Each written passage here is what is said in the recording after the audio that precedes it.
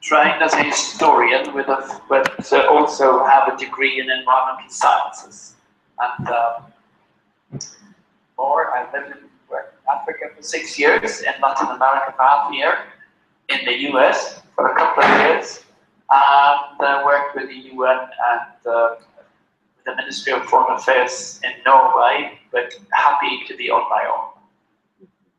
That was Jean Gustave, who has invited me to the UN several times to present with his work at the UNEP, and who has gotten us an invitation to potentially get to Nairobi if we can do that. So, Jean Gustave, I'm going to just have the students quickly run around and just in a couple of minutes tell them who you are, so you know who you're speaking to. The undergraduates with degrees and majors in, there's no two the same. And so start with Sonia, who's about to present. Hi, Sonia. I'm a junior in the School for Studio Art in Center, and I'm minoring in urban design and architecture. Yeah. Okay. Hi, my name is Sam. I'm a junior. I'm majoring in environmental studies. And business. And business. Minor in business. Hi, I'm Nicholas. I majored in environmental studies and public policy, and now I'm a sophomore. Okay, good to meet you. Hi, I'm Ellie. I'm a sophomore, and I'm majoring in urban design and architecture, but I also want to work with agriculture or policy. Hi, my name is Michael. I'm a sophomore. I'm studying film and documentary film. Good to meet you. Okay, so again, the title of the class was and remains an xCLASS, and the main thing we were talking about is green spaces.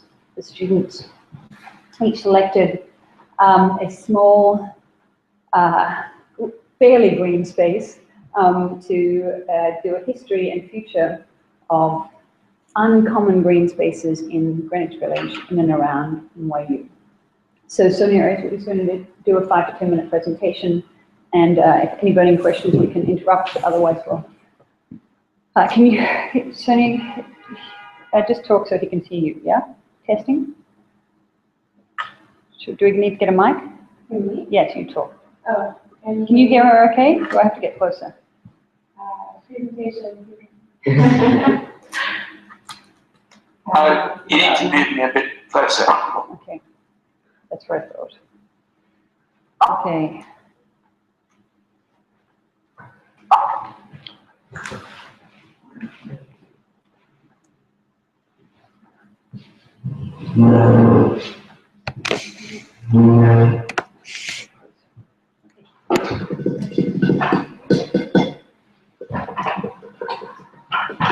You have to be able to see. Okay, let me figure out the stuff. You're not going to see for a minute, actually, and then I'll show you the images. So, right now.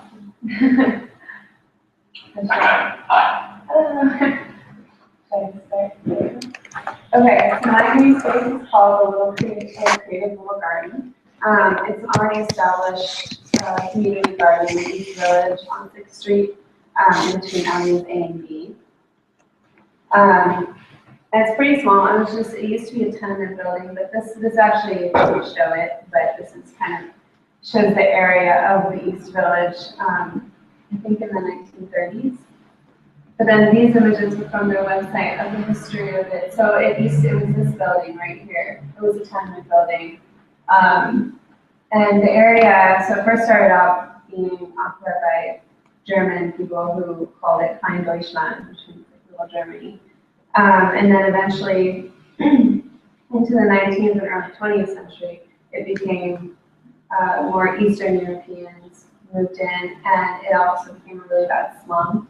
It's like the buildings had no running water, and it was also kind of a red light district at the time, so it was really pretty shady, and then it got super overcrowded as well because all of the working class people were working in the garment factories that were nearby so that they were walking distance. So there was just so many people living in these buildings. And then eventually the subway was brought close by enough to East Village that people started moving out of the city. So all of these buildings became abandoned. Like you can see this person working here, this building looks abandoned. And then this building actually got maybe 30s, 40s? This was about mid-20s, so mid-1900s was when all the buildings were abandoned. And then a lot of Hispanic people actually moved in and it changed names. I forget the name, most of you guys think. It's like a Spanglish, Lower East Side term. So yeah, the population changed a lot, and then a bunch of buildings like this one burnt down, so that's why it didn't want for space, no one was taking care of their buildings, and it was just a big mess, and there were squatters moving in, and all that stuff. But then, in the 1990s, there was a huge rise in development in this area. It was actually shady for a really long time. You can talk to anybody who lived here for 10 or 15 years ago, they talked about these buildings. Not the best. But then the rise in development started. Luckily, in what year? In '83, the people who were living there, started working on these community gardens. A lot of these had popped up in the empty lots that had burned down, broken down. They would clean them up and put community gardens in. And then when development started, a lot of these were lost. So this is one of the remaining gardens. There are quite a few. They were able to get a lease in 1983 and officially they were brought into the people who were in the garden who started running it. It was an individual woman, but it was really just a community of people who lived in the area. I'm not even in what listed on the website. Only one woman was. Yeah, she was the only one who was she was really active in this green space movement at the time. Right in the 80s. The 80s, so after Christie's Garden. After what? After Christie's Garden. The first. Is it the same woman, right? Awesome? No. But this is the woman who was spearheading the efforts. Yeah, it's interesting that they don't have a specific history of who. They're just a community. A community is a particular set of people who have spent real time in it, and if you had spent whatever, a year or probably 3 trying to get the lease, crediting community work without crediting the names of the people in the community seems peculiar, particularly in their own website. These people probably weren't super established with jobs. These people, like, all their faces showed up with actually pictures. I just don't know if they were included in the space. This is a guess.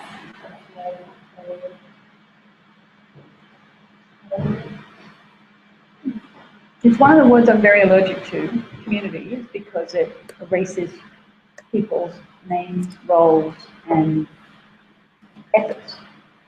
Somehow it just magically emerges as a community, which of course, it's a struggle, a real struggle, it's a very difficult bureaucratic struggle, as you know yourself, and you've been successful in the time you spent so far. So crediting the real effort, I think, is really a big part of telling the story. And who they were, where they lived, how long they lived there, if their parents lived there, if they were forced out, and why they're not there anymore. Because this kind of community relationship tends to span generations.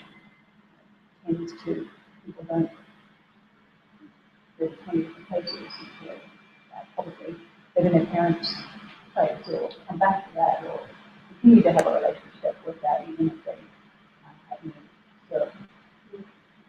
haven't. So I'd like to, anybody else interested in what would be your question of these people if you could talk to them in pictures? What would you like to ask them? How did you do it? How long did it take you? Did you do it with your friends? How did you organize it? Was it fun? Did you have parties there? Did you have squabbles? How did you manage your squabbles? Was everybody included? Was everybody, I mean, governance issues that play out in any kind of space. You know, it was the young boys that took over and then grandmothers when they got angry at them or for leaving their fear around, or, you know, how was any of these issues of a shared common space resolved? We had a conflict in our neighborhood. Why was the other road 511 Street it was closed down for a while because of speeding hooligans? Yeah, we could close down all that street. That's really hooligans, right? Who have every right to leave space. Yeah. Okay, so I'm kind of a little hungry with this history. It really, you've got some nice pictures that suggest that very active, very specific people in there who were doing plantings, hanging around. They actually all look to be Lower East Side, hippie generation, and therefore pretty well organized in non-violent, pretty articulate in their rights, and we know that many of the institutions that we now have, the first few land trusts in the Lower East Side, it started 50 years ago. It took successful in 2013. It took 50 years. And then a really great documentary of how long it took to organize that. And it's still at the head of it. Very agent who is 80-ish now. And I think it's a really very interesting documentary film. How do you go with the history? Without making it about a single person, without making it about, you know, it's alive with face-to-face meetings. How do you know, it took 50 years. Okay. I'm not sure if you can see any of these pictures. Maybe you can bring us the website so I can get stuff to yeah. I'll you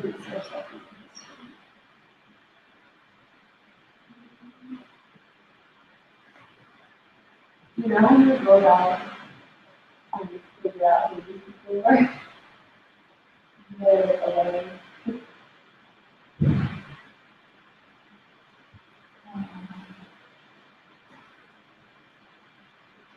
start with the novel.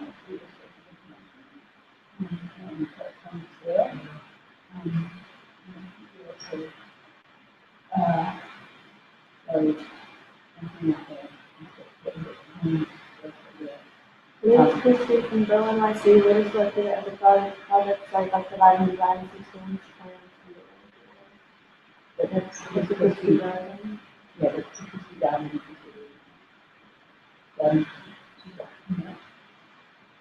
That's an engagement. So,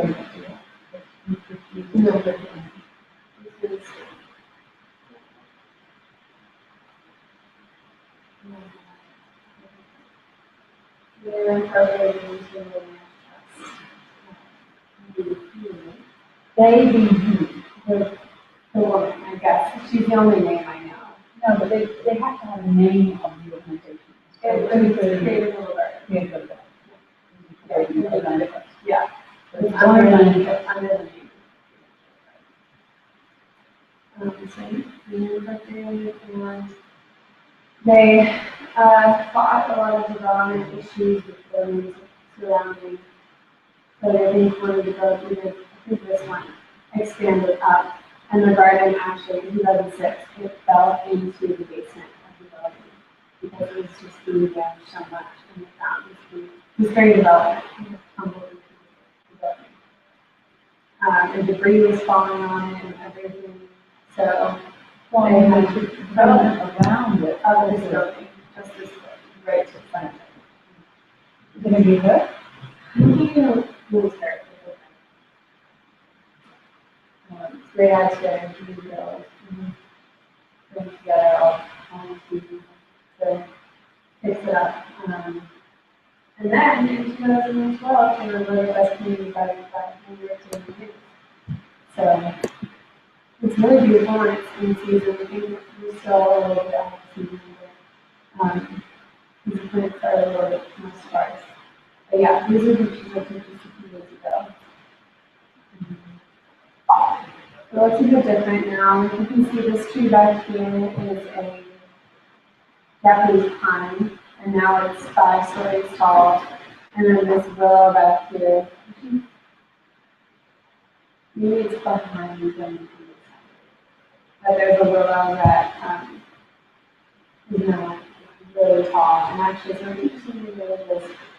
It's fed by an underground stream, so you can actually follow the underground stream through these village by where the willows are.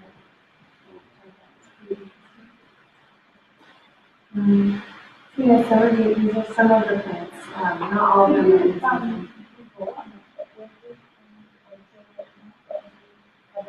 in season. I don't know. Yeah. Add that to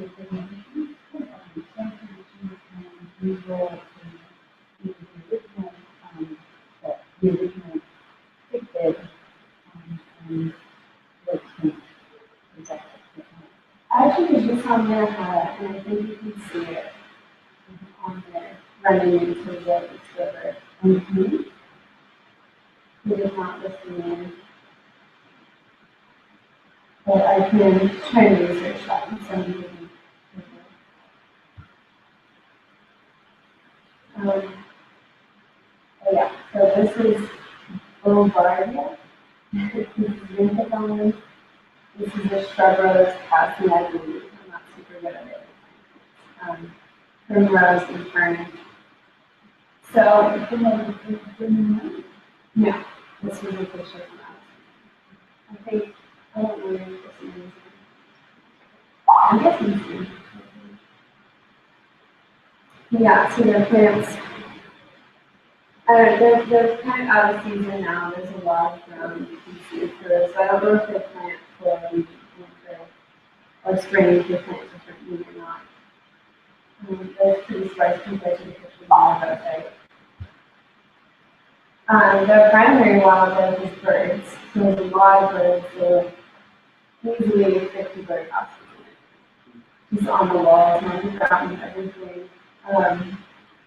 So that's fun, but I also think that that would be a great opportunity to kind of expand their wildlife options. Maybe I talk about that a little bit as well.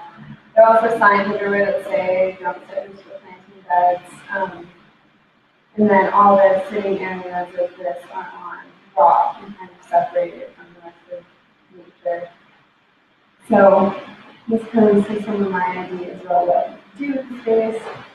Get rid of the wood chips and put in grass or put in some sort of underground covering that people can walk on. So then it's not so separated.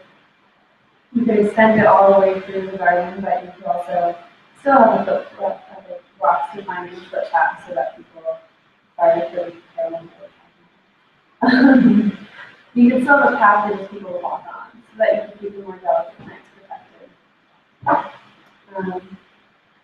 And then for an area like this, I know we talked about earlier my ideas for the rope a rope walkway or some kind of walkway that's more transparent so you can see down and plant completely underneath it to maximize the space for each dog and space for plants. And this is a tentative plan for like a beehive or something that you could do through the events that teach people how to take their bees, and then you can have honey, sell honey, and use it to then fund the garden further. Or, I mean, adding to that, there are a lot of populations of butterflies and ants, and ants use the highways and that too. But just a way to bring more than just birds into the space. Because I thought that was what birds are they? I think they're just like bush birds. There's pretty much only one species that I saw. I did have a list of it. I would argue that there's at least 20 different sparrow varieties in the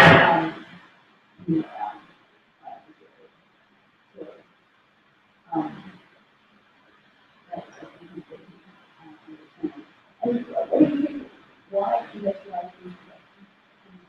It was just a idea to think of, there are already people in the team, like, so why not? These are not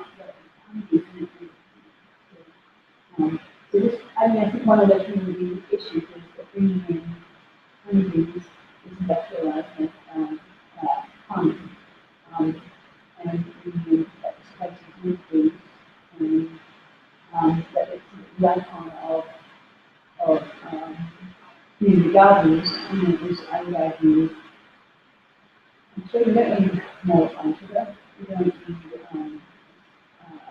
a labor intensive bees, bumblebees, do a lot more different. And nostalgia around making these different from repopulated. Sorry, I thought I was in my favorite. Yeah, there's many native species, but not Well, can do that. Do something else. I guess, yeah, instead of having something a more sustainable community for the American bumblebee, which is native species. Or there's a huge list of regular butterflies or beetles, whatever you can have. Beetle highway too. Just a way to increase population. And then same thing here, instead of just having metal furniture that's sitting on rock, not included, make some sort of elevated space for people to sit and enjoy so that they can have everything happening around them, not just having to look at it and touch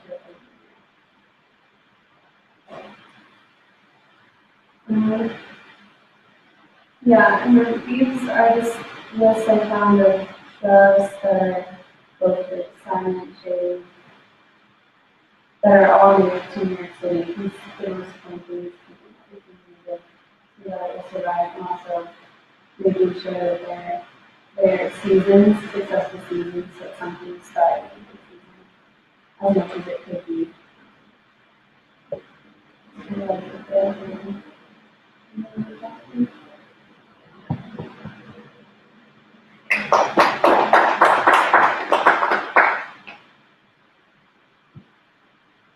Any other questions? You want to regulate the state, so if you want to make those changes, how would you go about doing They have a contact us space. There is a president, but for some reason it doesn't listen to, or they haven't used it. But that's, I think that they're not super large, so they don't have that many resources to work with. Like, just emailing, or hanging out until someone can take the coffee and then you can join, you can remember, so you can help out.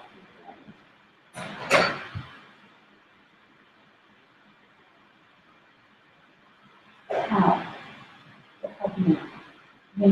Planting, choosing a plant, some people, So not planting, I able. mean, that's not working. That is actually, I mean, we get people to help me planting because they don't know how to do it without, It's really, so organizing and helping out is actually, one of the things that I would like to be a little bit more specific about, because you don't just put them anywhere, you know.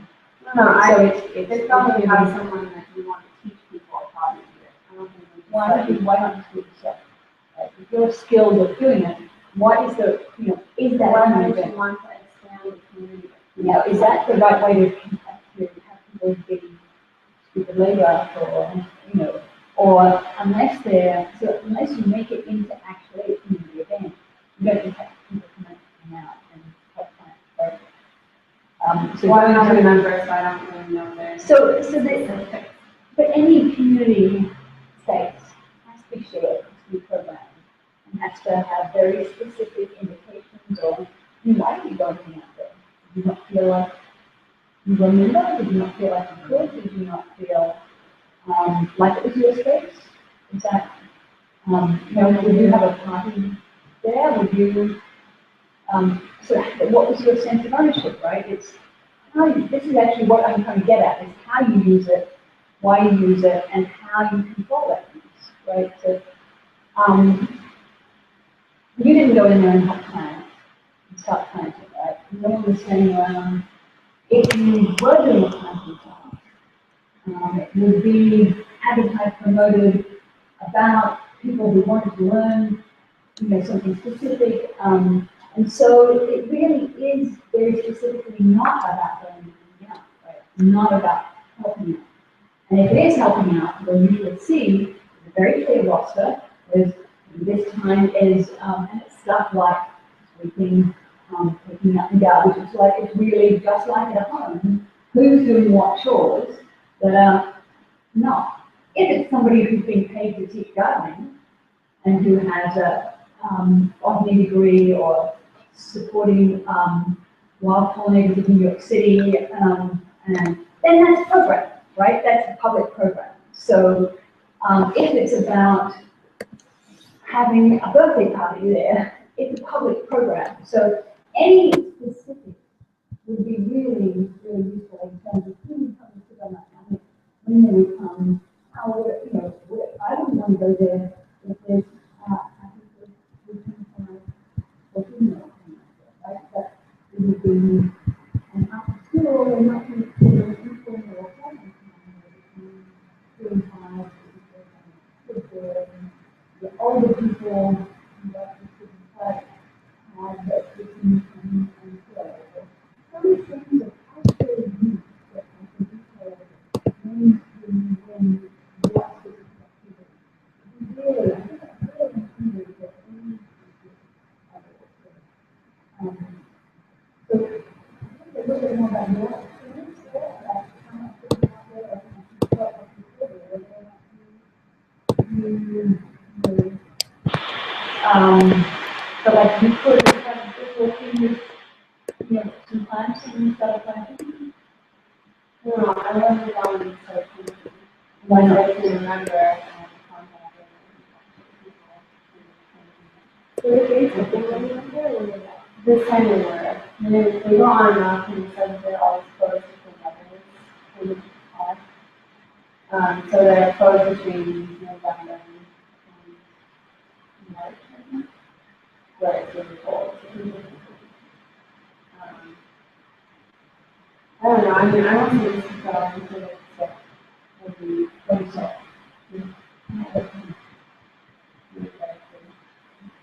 And so, and my cousins at 6, I think that, like, So between 11 and 6.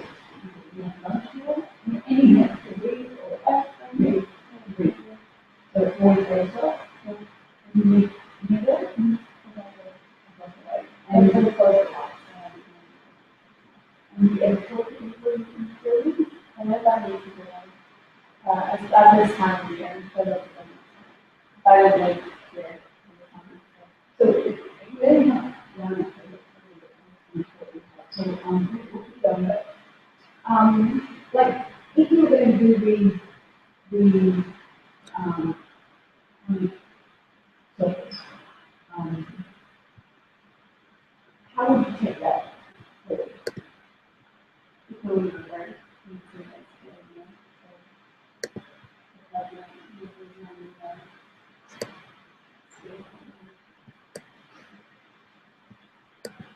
I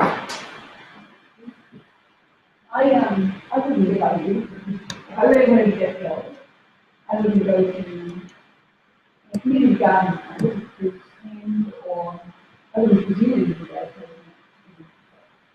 I would presume that if we have a number of people, range of people, showing them an idea. I think we have, I'll take something there in order to print out on the table. You can combine, you can copy of it, you tell them why you're talking about it one-on-one, and maybe what signatures or an event, or say, we're doing a social building at this point. You create a program community to, I think, And one that is a part of the garden, and it's other people that.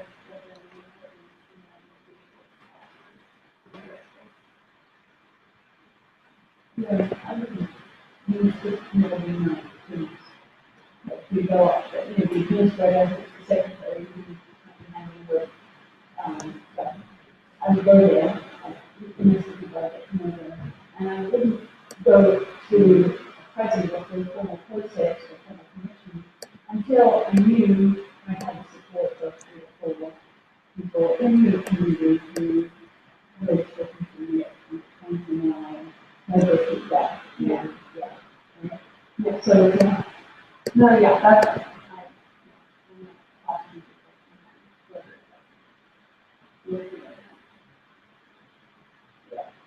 And why do you do the president anyway, right? It's like, if you have it, they're in charge of probably from. but why do they fund it?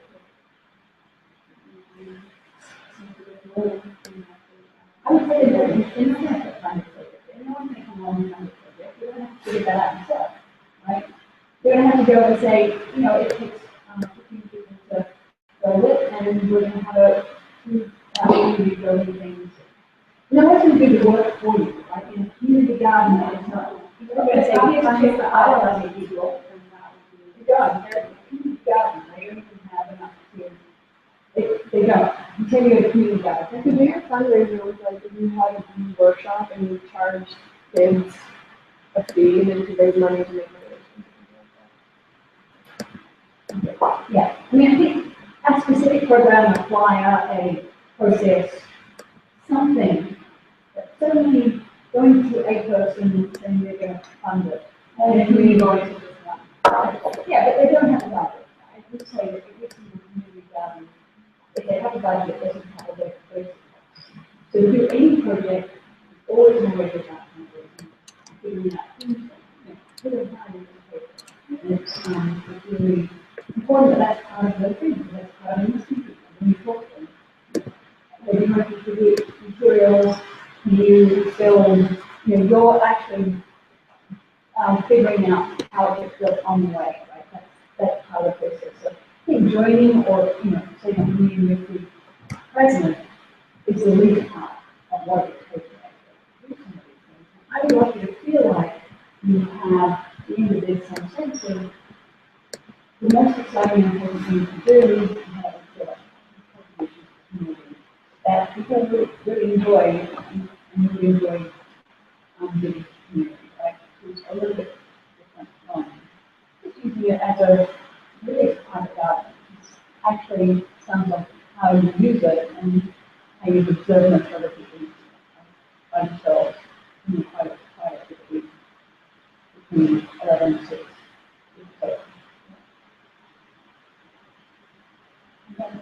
I don't know if it'll be something though.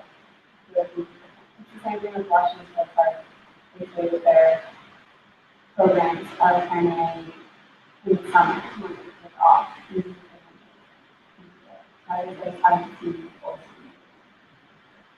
Now, do you want to just quickly say a little bit about government institutions in the state, or Sonia, and you can see yourself or anything?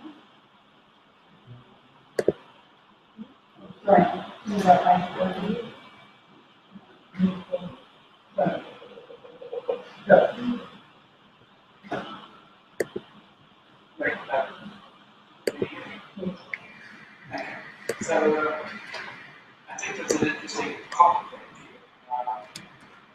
if you want to put it in a contrasting perspective, real.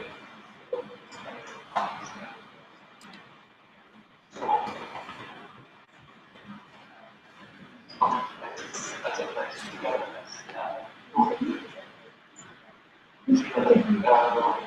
Your presentation. You're presenting next week, right?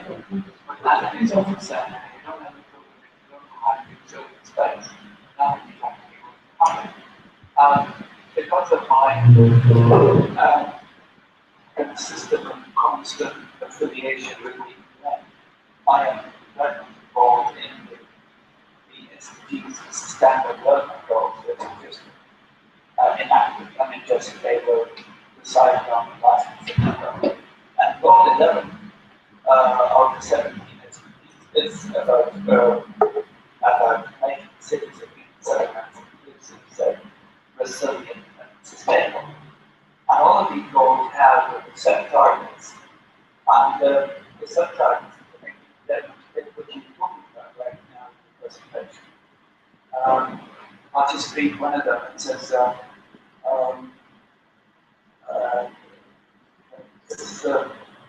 by 2030 provide universal access to safe, inclusive, and accessible green and public spaces. And of course it says in particular for women, children, and vulnerable people. But it also goes on to say that one should substantially increase the number of cities and human settlements adopting and implementing integrated policies and plans towards inclusion, resource efficiency, mitigation, and adaptation to climate change, resilience to disaster, etc. And if you look at a few other of these targets, they express the need to have biodiversity in all sorts of areas. And I think the combination that we just touched on.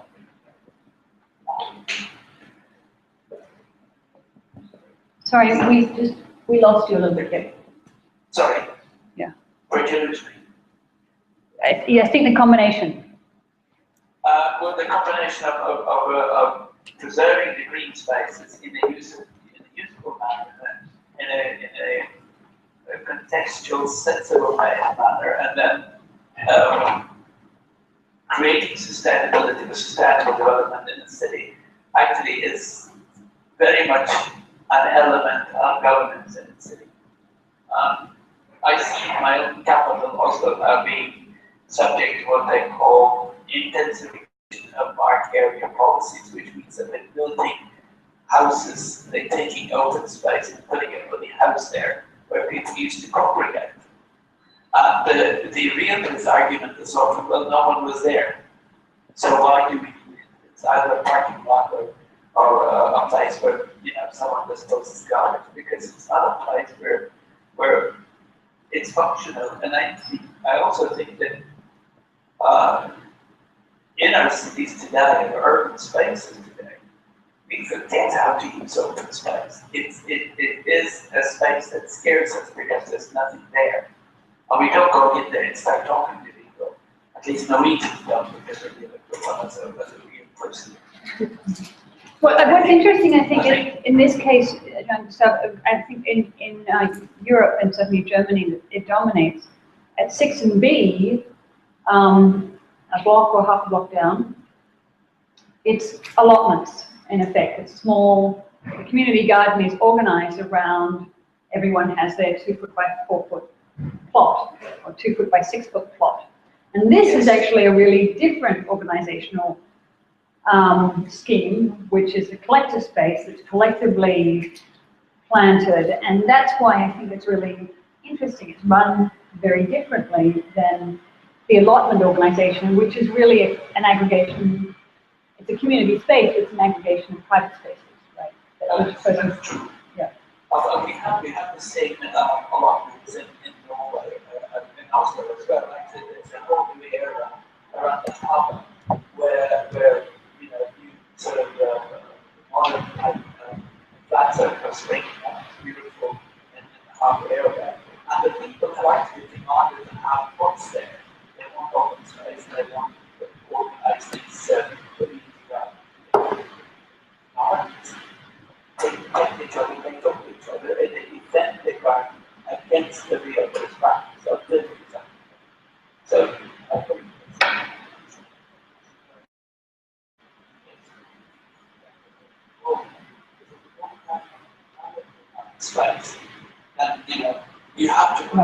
devices that way. Otherwise, it's not going to work. Right. So that's, I think, a really great finish point. It's a beautiful space, and you obviously enjoy it a great deal. But if you could propose 2 or 3 programs that you would like to go to, and would therefore establish that it is used, this is how it's used. On June 11th, we will have this day where we do have a bird identification, and we will invite 3 birders to come and talk about something that I want to learn about, or that, how do birds, what other animals would benefit the birds, getting the birds in.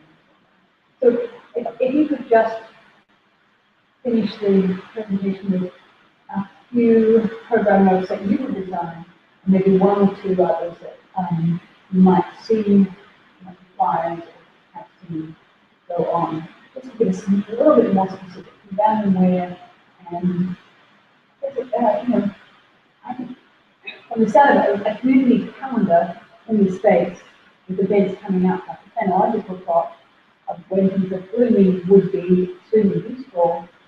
Maintain, to establish that it is being used, it is there, it's not kind of forgotten state. There's a struggle to produce it, and reinforce that, which is I think, the real challenge. Yeah?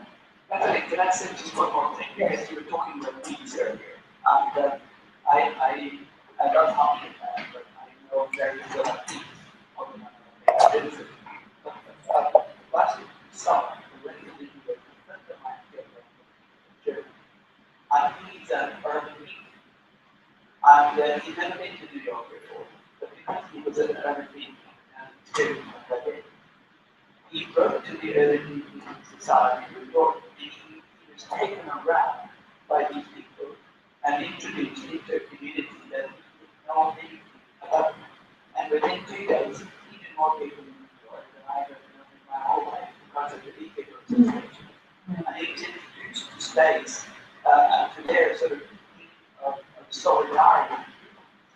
And now they have this urban bee specifically. And he's coming to Oslo in 2 months. And I've already made contact with 3 meetings in Oslo, but they said, no problem. It's an interesting way of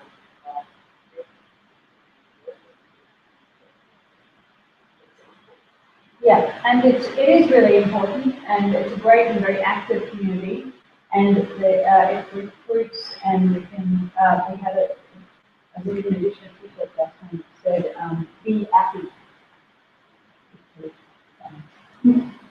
Anyway, let's go on, because we don't have much more of your time. Thank you. And thank you, Sonia. I'd also like to see a few pictures of you in the gardens. Selfies. Selfies with context, not close.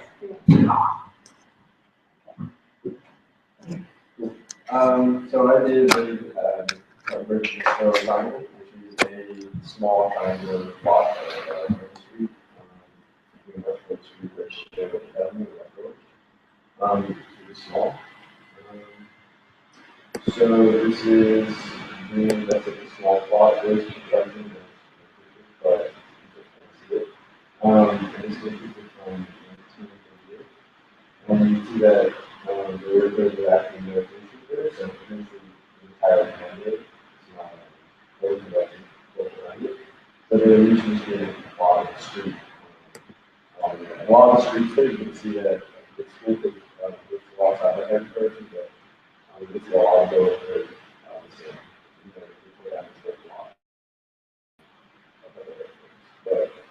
but there has been a lot of interest in the area and a lot of the side of research. A lot of research about how much we can the businesses to do their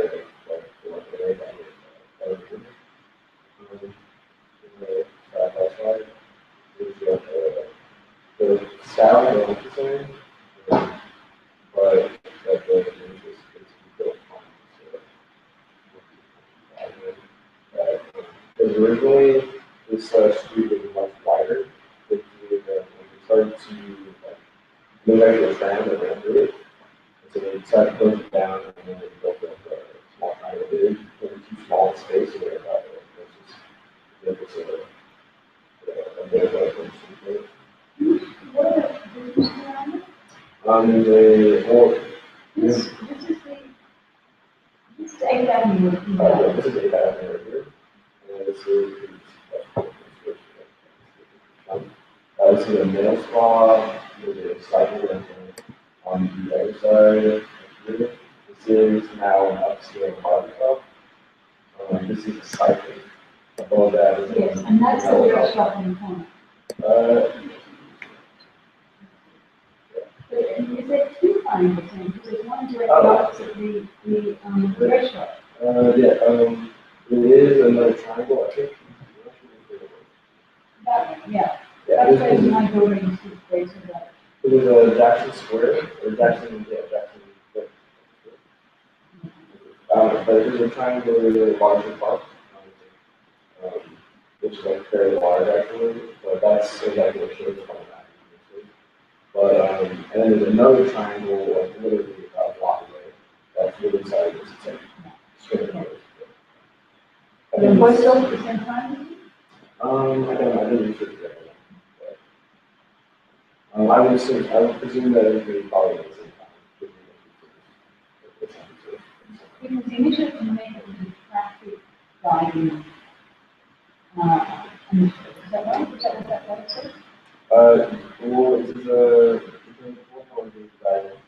This one right. This one explaining the process as to why. So we have to go or Well, it's by the public transportation. so the transportation. Yeah, I mean, I was told by the Department of Chief of Agriculture, it's owned by the Department of Transportation, and not the Parks and Rec Department, which is very confusing. So there's no actual archive history. They keep all the histories, but they don't have the videos. There's newspapers that sell them, but they don't have any names that have history on them. And so it's more of a oral history, if you told me. So like if I were to like dig, if I wanted to dig a lot deeper, I would like have the community board to see specific people who can work for like the best other than that, I just not much more that I can do, but he just been knowledgeable about a lot of information. Because he doesn't like from everything. But yeah. So the actual triangle space is called Randy Fitzgerald. It was named after a community activist he headed the Fellowship Street Association, which is one of the most like famous in the city. There's other formerly of that whole area is supported with famous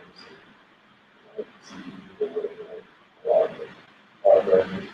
And so he started like a neighborhood walk to work with, he was the activist as well. So he was super flamboyant, like finding writing. We got like Department of Chief Company, the guys everywhere, like a first focus on it. Like really fancy so he's like a character, and everyone in the neighborhood sort of knew him. He's very hands-on and worked there a lot. I read a whole anecdotal story about this guy who was in the town.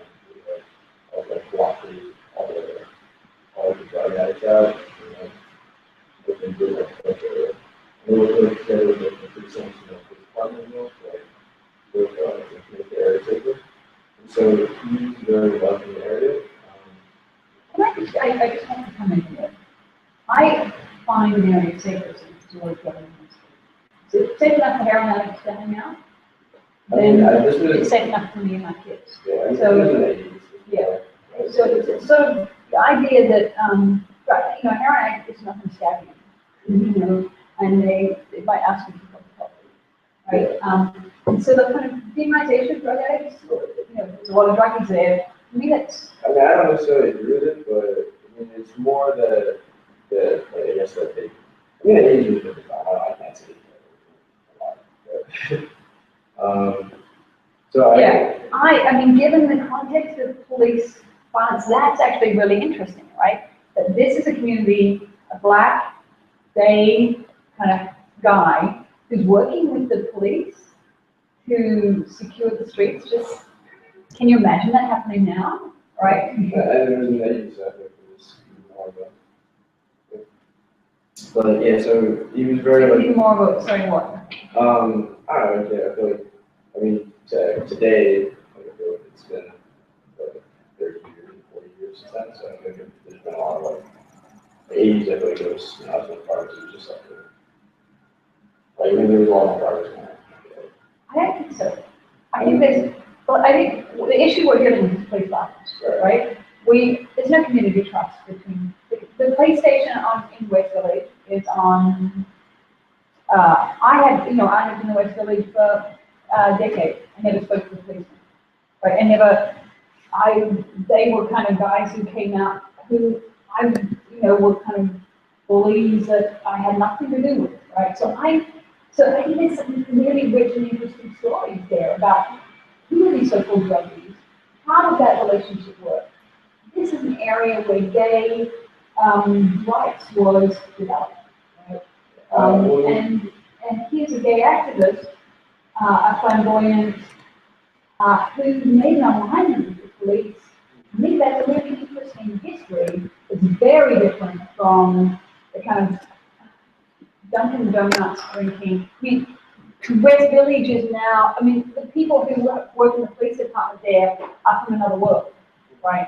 They're not the hipster West Village cool cats at all. They're kind of these uneducated people who have got no community relationship whatsoever and are pushing bureaucrats, making fill out forms to collect lost property. It's the most, so that's a really, I think, really interesting story about that. How was that? Why was how was that alignment developed? What were the drugs involved? What was the violence involved? What was the... there was some stabbing. Just like, it got to a point where a lot of people in the neighborhood just felt very unsafe, and then nobody was really doing anything about it. But it, like, everyone just felt kind of confused. And, like, So in the 80s, people would steal television sets. Anyone get it? You had to, actually, 70s, you had to chain your television set to the wall so somebody could break in. Anybody steal a television now? I mean, you could sell it for $20 and not worth it, right? The cost of consumer goods is radically changed. So and I suppose I still don't have a sense of what you think the violence was about, if it was stabbings or... Well, yeah, I mean, don't go into that into specifics. It just says the prostitute transvestite drug problem. And then that's about that's the end of this newsletter. That's what all I can say about the actual dangers and stuff. So, I mean, there was that much information I could find about the specific stuff. There was one anecdotal story, but it was more about this diner and about how a bunch of very sketchy people were hanging out in the diner and then lost our sketchy people. Who are sketchy people? Am I a sketchy person? Are you a sketchy person? If there's a prostitute in the street, I usually talk to them. They usually, I feel safer about prostitutes. Again, it's around. Sorry? I've heard a lot of people like that. I think prostitution, women on the street, it makes it safe. It's the men who are hiring the prostitutes who are the problem. So, and transvestites are kind of, they're also these colorful people on the street. They give a street life, right? So it's the picture that an historically meaningful picture that is, would you be hanging out there? Is that what a sketchy person is? Because it sounds like I would have been one of those sketchy people. Well, that's how they find it. So the community being police, it's... No, the community, because they named this triangle after him. The community board, a lot of people, and there's a lot of petitioning, and everyone in the neighborhood felt like they wanted to create a testimonial to him because he did a lot of the area. And so the community felt like he did a lot, so I'm using that word, because obviously I was interacting. So I'm taking it on their word, and he did well. Because they named it after him, and then there was a lot of like, I can send you some documents and stuff about court proceedings. Actually, I have the press release from 1996 that Giuliani signed it. But there's a lot of press documents and a lot of, Okay, can you read those? Sure. Because the specifics, I think, is actually what he did is much more than kind of being flamboyant. That's Reggie was an active community leader who served his community for decades as a businessman and community activist and advocate for the community. He fought for quality of life issues and public safety in his own neighborhood by helping found the British History Association, which he served as president for several terms and was vice president at the time of his death. so what was the name of his organization? British History Association. Right. Mr. Fitzgerald was instrumental in starting the British History Association newsletter and organized residents of British history to unite the safety patrols which helped to make that nation more secure. He was a member of Community Board Number 2, a tireless advocate for programs to support people suffering from homelessness and isolation and poverty. And an original member of the board's See, that's what I think is the interesting part, right?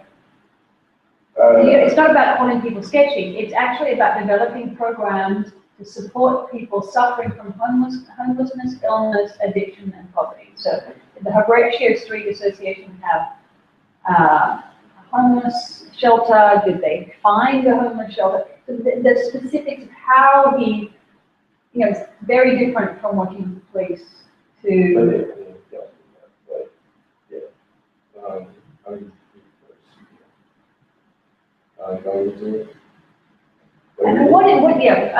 Give me, I don't know, I'm trying to get a historically accurate picture of who he was, whether he was a bully on the street, which is what the first idea that I got from you, that he was working with police to patrol and clear out sketchy people, right? Which is the sense that I got from you first. And now I'm getting the sense of somebody who is actually talking to anyone who's hanging out on the street and finding them a home for the night, addressing addiction issues, and in no way being an arm of the police. No. In a presentation, I would pick out 3 phrases that give us a concrete sense of what it is that he did. The night patrols, he found what year he founded the Horatio Street Association, what the purpose of the Horatio Street Association was. Frankly, we could found the 7th Street Association, but, what does it do, right? So it has to have a little bit more about what was driving him, what was his business, and that sort of thing. Because he's clearly an interesting character and community organizer that we could learn something from. Yeah. So keep going, sorry. This is the space now. Actually, all of the blocks were laid by community members. So we built all by people in the neighborhood, all of the blocks of the wall. And it's tended and maintained by people in the community. What I did notice is that there's not a lot of there's no community space. It's just sort of like a facility like that, which is in a way it's very pretty because it finds a lot of tourists and stuff. But I felt like it was. And yet, who is they? And you do it on one day, we have a tulip planting day, and then community, who is the community? People, I live a couple blocks from there, but again, I knew that. Yeah. I was not part of the community. So again, this word, the community, don't use it to obscure, right? I wasn't really sure how to track those people down. So I just feel like it was really sort of staff regularly. Is there any note up there saying, is there, you never saw anyone pending it? So how do you know it was built by community members? I was told by the chief about that. The department, this is good help with that. So we started that paper, they watch themselves, and then it's kind of like, that I didn't get specific. Other than that.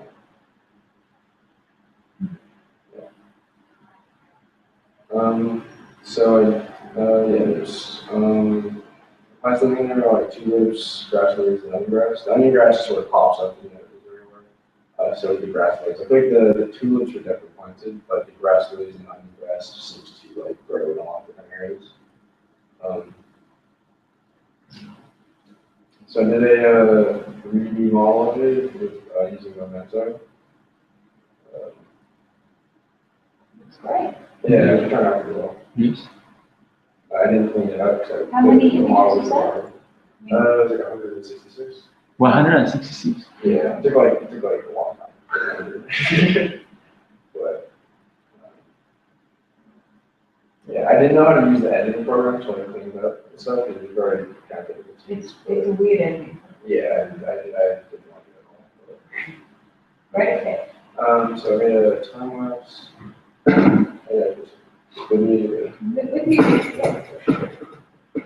Aww.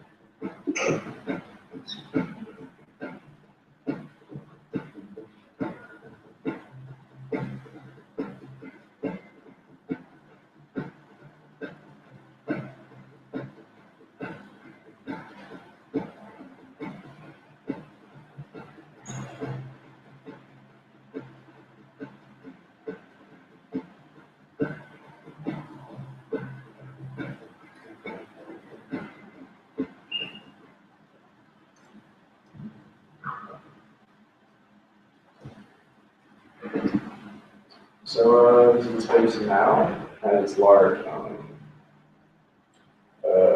right across the street. And the thing is that this street is only about 2 blocks long, and it curves off of off of 8th Avenue. So the street itself, as I was there, that street itself is not used very often. And so I have, so this is a street I use now. I thought it would be cool if like they took that street off entirely and used it for as a community space. Since like there was no sort of area for like hanging out for anybody to like meet or talk or like just hang out in the grass or anything. If they just got rid of that street and then they could use this for storefronts, so businesses would benefit from it, and then they could create use that for just hanging out and stuff. As well as the fact that I did want to make sure that I maintained the historical element so that because that's the blocks were laid down by people in the area and stuff, like by actual people who live there. I just wanted I wanted that down there. So I just wanted to like add existing things to the existing layout. Yeah, and then I just wanted to create a cloud canopy would be nice. Like I really wanted to do like a living canopy, but I'm not sure how the vines would do in the winter. Right. Good. Well, it's perfect. Yeah, so I just wanted to use it for. English, only for exterior, wellness area, and has some of that absorbing pollution, resolving properties of all the. So the question is, why not extend further down the second block of that street if you zoomed out? You know, yeah. Well, I mean, I was taking mainly to the triangle and just extending that there. This is, there's still like, there's highlights and stores and stuff, and houses there. I mean, that would be really, I think that would actually be really cool. Just put down that street as long as that it's an extension of this garden. But I feel like A drive-on surface potentially that is could be very yeah, it's like almost like a Yeah, you know. like some sort of like, ended area. But- So how would you go about doing that? I mean, in either the first proposal or the second proposal? Well, I would have to definitely go to the community board meetings, meet with a lot of people, because the way that they got the triangle name, and they got, it was that they petitioned it, and they got the community board behind it, they got a lot of people to send in emails and stuff to the mayor, and to the commissioner and stuff, to be like, hey, like, ready to share this forward to us, and we really think that, like, so I feel like I would have to get a lot of people within, who are like particularly involved in the area, and community and independent, to really get behind it. So I have to start there and start then meeting people, and then from there, like try to figure out fundraising about it, and then we get. So I would actually do it another way. I mean, there's another, I think that's a perfectly viable process. I think like Sonia was saying, that's the kind of obvious process, right? Is to go to the person who's nominally got their name on there and, what about just hanging out there? Yeah, and what about the study program, right? I'm wondering, if you put another bed 10 inches over and made Reggie Fitzgerald triangle a foot wider on each side, and had a bench on either side, and just said these 3 Saturday mornings we're going to be doing that, and serve coffee and donuts. It's another way of community organizing, right? And would you have to go through all the community board meetings? Would you have to commission the Department of Transportation? Would you have to, is the Department of Transportation really going to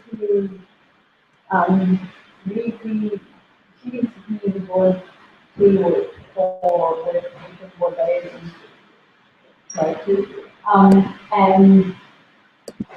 so it's a question as how do you produce a kind of desirable social change?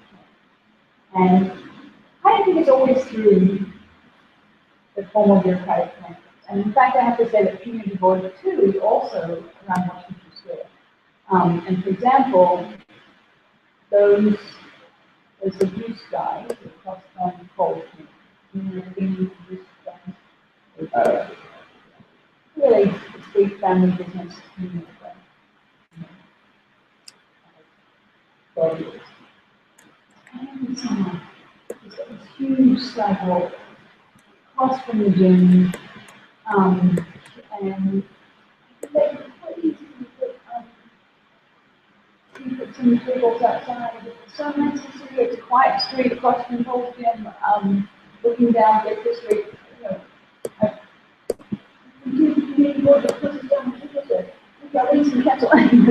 So this idea that they're kind of also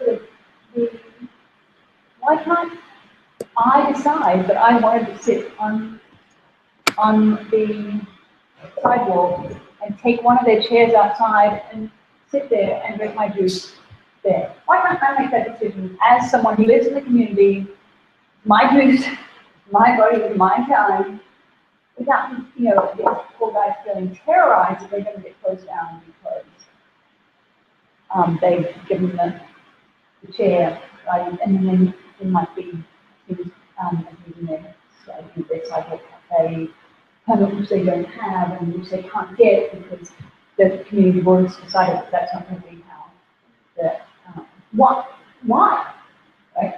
Why is that form of governance the right one?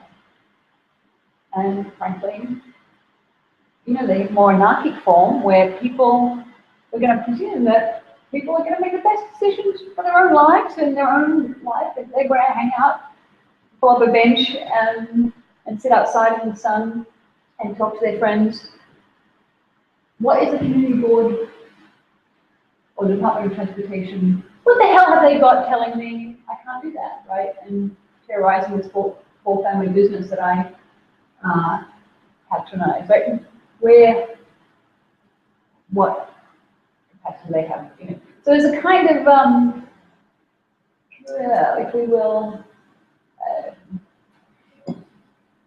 obsequiousness, right? We just don't want the trouble. We just don't want to have to go to 15 board, community board meetings to petition to have one bench there, right? And put in that sort of time, right? So we don't. So arguably, do they do good? Do they do? These guys don't even keep a history of the place, right? They don't. They're not even seen as keeper of the community record or the collective history, right? What are they doing, right? Maintaining regulation curve for what? Is that a public good? Wouldn't we be better deciding our own public good? And what would be the right strategy for doing that? Who's on the anarchist side? I like it. I mean, I like it. It's just like weird, but That it would be a hassle. then I'm like, well, I like the idea of doing it. It's like, I kind of feel that it's maybe nip in the butt or by like cops or whatever. That's like my main like initial like reaction to the initial. Yeah, is that a good? I mean, I think that's obviously mine too. None of you ride bikes. I have this constant thing where cafe will make up my bike on the way. I say, okay, my bike, my public space. Oh, we get in trouble, and you can choose me. You can't have anybody. It doesn't give it anyone on, if I put it on this side of the sidewalk or on the side of the sidewalk. I'm, upset. I don't need you to tell me that I'm tripping people and make up these fancy things because, and it's a conflict for what, right? For this kind of punitive kind of, is undermining of the community, right? John, I know you don't have much time. Do you want to make some comments? Because I think the higher level comments that you can give is really about what these guys are organizing in this or thinking through in this space is, who does govern, who gets to decide, how do they get to decide, who has a legitimate claim on the space, and who's to say that the kids that outside of our building here, basically it's become the skateboarding mecca of New York City. And there's a little triangle that I don't know how many times they can film themselves doing the same trick over and over again, but they do, and it's fine, right? But this is exactly the same kind of light or sketchy activity that could have had in other times been. A lot of people find young men gathering, yes, as hooligans, putting scratches on the concrete. Right? How terrible is that? It's vandalism, right? This kind of, or not. So it becomes a war over public space and you can use it, what's legitimate use. It's very real and very, and they've been moved on several times. I'm sorry I didn't really fully appreciate the time space. I'd love to do this again. Sitting here as a bystander listening to what you're doing, I have 4 pages of notes. I'll give thoughts of these good times for me. So thank you for that. And if I can be a bystander. I think what you're doing is extremely dangerous. Natalie, you are actually conducting what I would call an experiment in participatory democracy, which I think is fantastically fascinating. What happened in I think let me go back to the SDGs again. There is within sustainable goals of making cities, and it says that the goal is to make cities and human settlements inclusive, safe, resilient, and sustainable. And the problem in the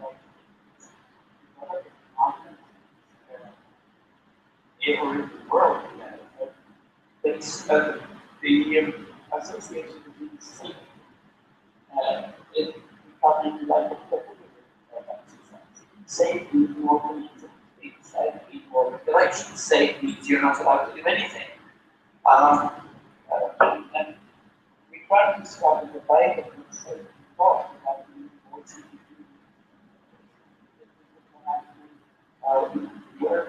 walking and on to each other in confidence and having. I think this is Keep the mic near your mouth, yes. Sorry. I think this, I mean, the communal responsibility that you teach here is interesting.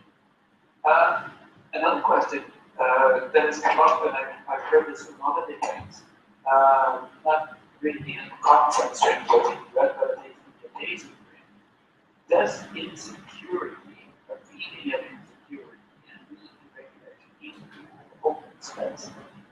You know, I see parts in New York that are locked up and they don't organize because it's not safe to be inside, and it's hard to be the lack of safety. So, you know, you go from control to regulation, and then you go from regulation to harmonization of regulation. And you see, in my own little city also, which has 600,000 inhabitants, which is not that big, but it's a lot. For Norway, we are only 5 million people, so there's a lot of percentage. The tendency to use police or security force to control issues because people are fearful of each other, that tendency is increasing. And I think what you're doing here is actually proving the opposite, which is incredible. And it's necessary to do it. I really would like to read, in what you're doing, read Goal 11 and see how this globally decided, globally agreed goal, and which is also the other try to use how that harmonizes with what you're actually experiencing. Could you cut and paste that to email it to me and I'll send it around to the students? I can send you the entire document, which is worth reading. It's not forwarded. Okay. It's interesting. Also because it's going to be the directive for all countries of the world for the next 15 years. It's going to influence all of that. So I'll do that more happily. So that is the question, right? That I have for you, I suppose I'm leaving. Just before you say goodbye, yeah, we will keep this stream going, and I'll send you the link to the stream. It's recording the student presentations. But the question that I have for you is, I think my work is consistent with the UN goals. I think these ideas that the students are presenting are consistent with the UN goals. To what extent does articulating the UN goals help us do the work, or is it the fact that they state the obvious against the forces of policing and they articulate what is intuitively obvious to each of us, that we should be able to hang out on that green space, and it's a great idea to take over this park, and the businesses would do better out of it, and it does.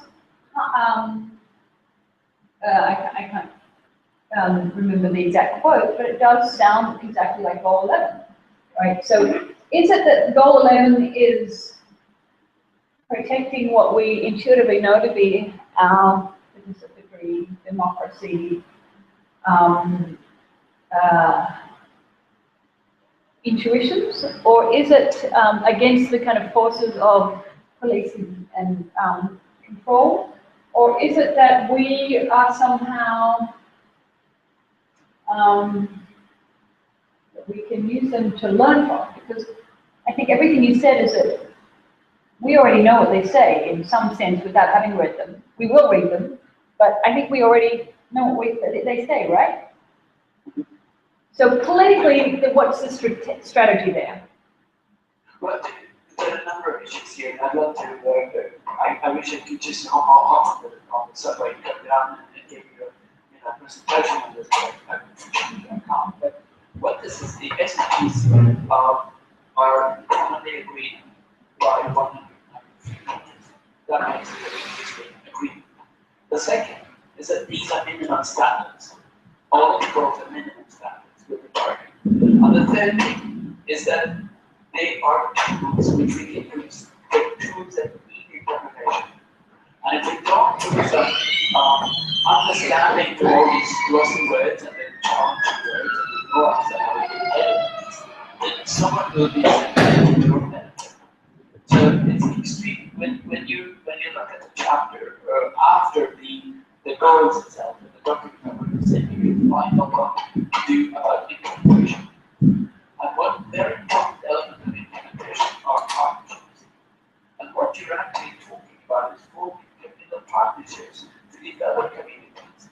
And the problem with the partnership issues that it's civil society not participating in that and using the opportunities that are presented. You're providing the theory from your study here.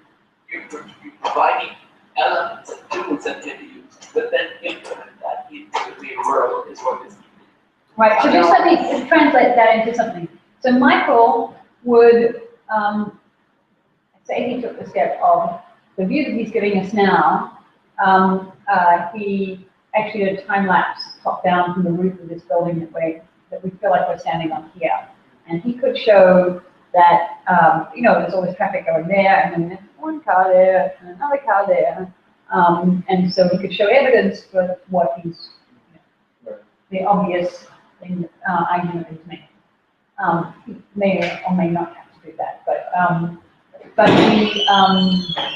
the idea that this media would be taken to the Parks Department, to the Department of Transportation and the Community Board, and with I don't want to say Chapter 11 because that in the US means that's bankruptcy chapter. Section 11,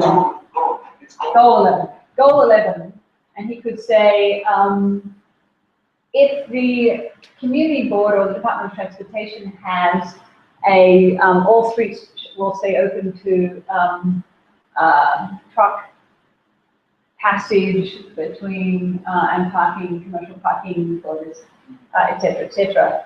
He could say, but we have goal 11 here to show that making the cities habitable and safe and through activity and I don't have the language exactly, but just restating the, could we trump the ossification of local governments with the UN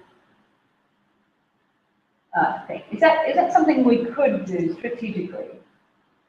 Strategically, yes. I mean, I'm not sure if you can trump the processes unless the conventions are adopted by the National Assembly.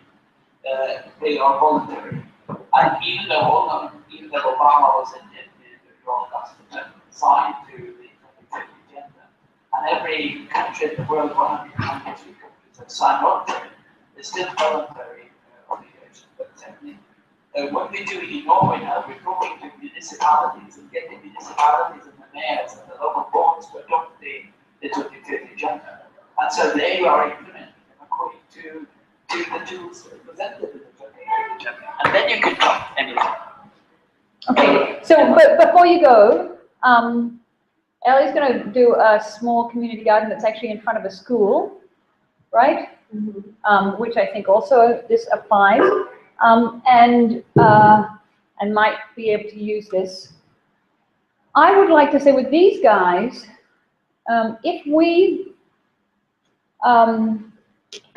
could get together with these three examples and a few more around the collective one that we're doing, and perhaps this juice store in front of the Coles gym, and could say, here's a set of designs that we can implement for implementation days with NYU students that will recruit all the labor and get all the materials donated to increase the leaf area index, increase the biodiversity, measurably improve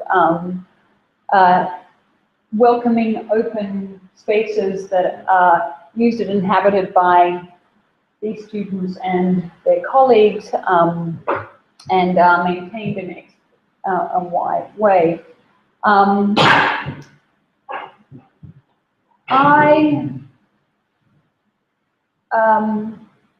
What I'm asking is, how do we use the UN guidelines? How do we use them specifically to help us do that, right?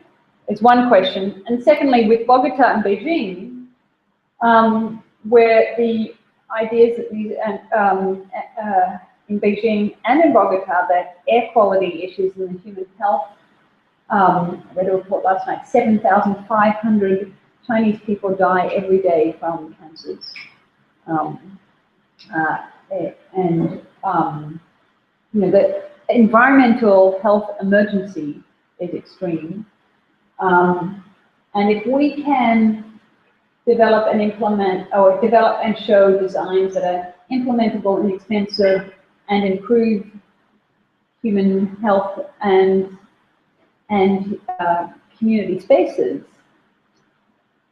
how do we make them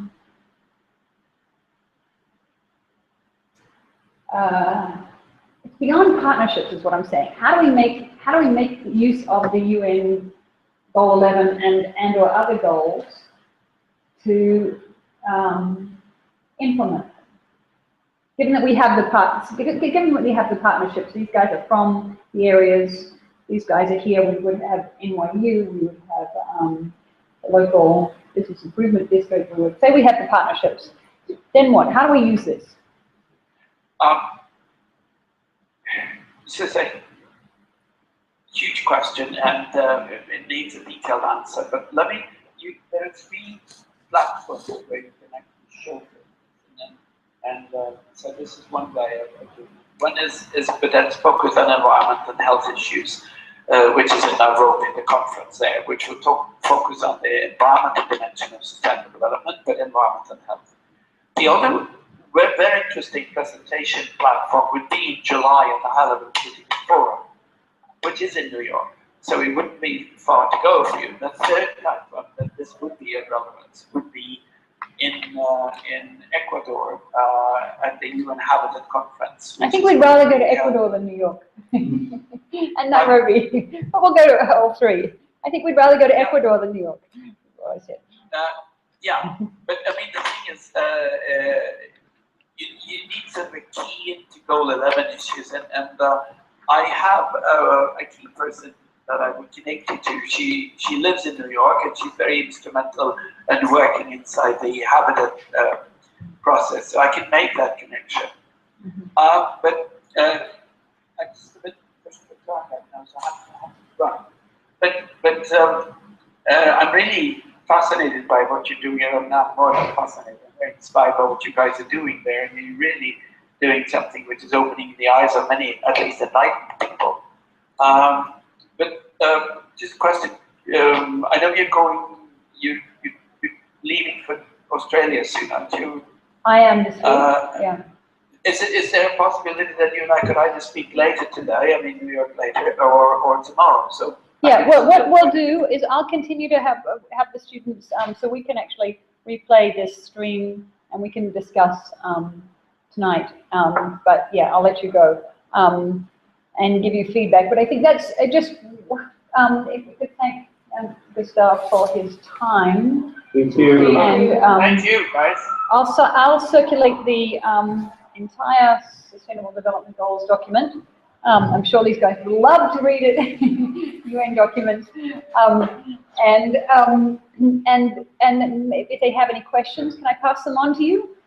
Absolutely, yes. It's only 30 pages long. So, right. But yes, pass questions on to me. I'd love to answer that. Yes, and I think I would make their questions specifically once you read it as that's kind of the final assignment. This is the last class, so they are eager to get on to other things and they don't want any further assignments, but I'm going to ask them to say, after they read this goal, to have one paragraph comment on how you think you can use this document for these projects or others, yeah? And then we could send them and discuss that. I think it'd be lovely to get that feedback on the UN. Yeah, the good thing about this is a formative year. So, any good ideas will actually influence the people who sort of is in the decision-making process, because they don't have a clue on how to deal with this. And when UN people or delegates do not have a clue, they resort to process, and process almost kills everything. So, Natalie, I'll send the document just on your email as I close down the Skype conversation. I have to run, unfortunately, and I'll talk later. Okay. So you'll get it in a few seconds. Thank you very much, John, Gustav. We really appreciate your presence, and we'll continue. Cheers. Thank you. Yeah, bye. Cheers. Bye. Do we want to take a 5-minute break? Yeah. What I have to say before you go, and I should have said this in front of him, capacity to deal with the UN. He's probably the most articulate man I know. Kind of the literary capacity to deal with that kind of procedural governance issues. Something that I admire and could never do. The kind of meeting and thinking through and reading and writing these documents. Such an incredibly crafted writer. I wonder if that's what it takes to really present things. And I think in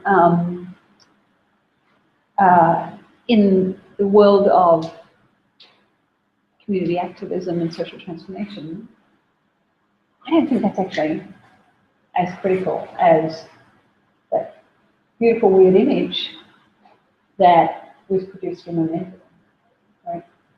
Oh, you didn't come to the workshop, did you? No. And the time lapse, which gave a sense of the loveliness of the green space in amongst the chaos, right? It just gave a sense of, a sense of, that's a good thing, right? No one could argue with that. No one could say, we need regulation, right? No one could, it just is the power of images in community organizing, the power of names and stories and histories in community organizing. Your story about this was a community garden that was collapsed onto, rebuilt, they did this all, that's there. These are the strategies of representation that really count in producing social change. Whereas his kind of formal literary, and frankly, I very much admire skill, his articulate capacity and appetite for these documents. I know, pull out my eyelids. I don't want to read UN documents, right? But maybe they're not that bad. Maybe they're not that bad. Maybe we can use them. And I think it's a really, really interesting question strategically for each of us. What works? What representations work? Do you agree with me about this presentation? About how persuasive it was? I think your ideas are persuasive, but if they were rendered in Memento, and if you did that Memento image of the garden and then put the hammock in, or the somehow I think it would work better, even though the idea is the same. And why is that? Why would it work better? You even apologized for your your Photoshop rendering, because Photoshop rendering is so easy to make them ugly, right? I know I said let's take a break, but this is such an important issue about how we represent it. Great ideas, really nice space, your space. How would you represent it in such a way? Why does a memento image seem more believable?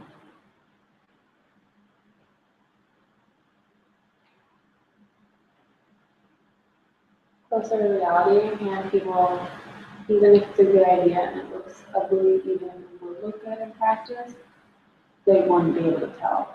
So yeah, it somehow does more damage than good, yeah, right? you need Yeah. to be like, or at least like make more accurate what it would be in reality. Because otherwise, Maybe people not. would image Maybe everything. not more accurate. Maybe if, for instance, you did a memento of the community garden, and then just hand sketched in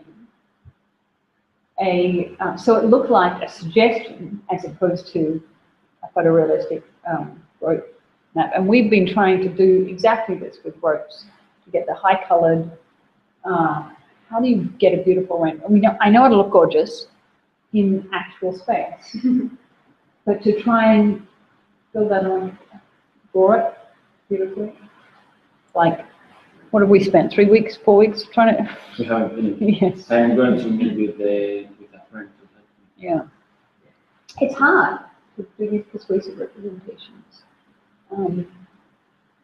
but they really, really help. And I'm going to believe him, even though he's some 20-something-year-old NYU kid who's done no urban planning and traffic studies. I'm going to believe him because, he's got the best. He's the only person at the community board meeting with a beautiful time lapse and a couple of diagrams and this nice memento image. And I'm going to support it. Simply because of that, right? Not because of his qualifications. Look, he doesn't even live in the area, right? He's not even, he's got, why would I listen to him? He's got a few good representations. This is the kind of moral of the story. This is something that's coming out of this class, how critical it is. And so if you feel confident that you can produce the right representations is the question. You feel able to emerge from this class saying, okay, I really want to transform and do a beekeeping certification program or some program. Do I have the tools to make that happen in my community? Because I want it just for my own delight, and I know how to make it work. So I think that's the question that I really would like you to be able to walk out of this class saying, yeah, I know how to do that. To me, that would make you a dangerous weapon.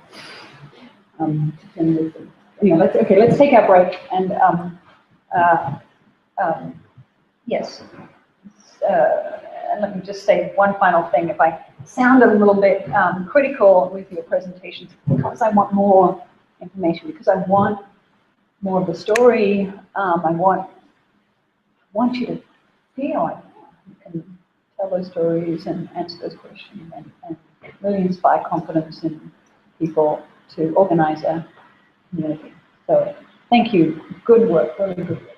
And let's see you back in 10 minutes.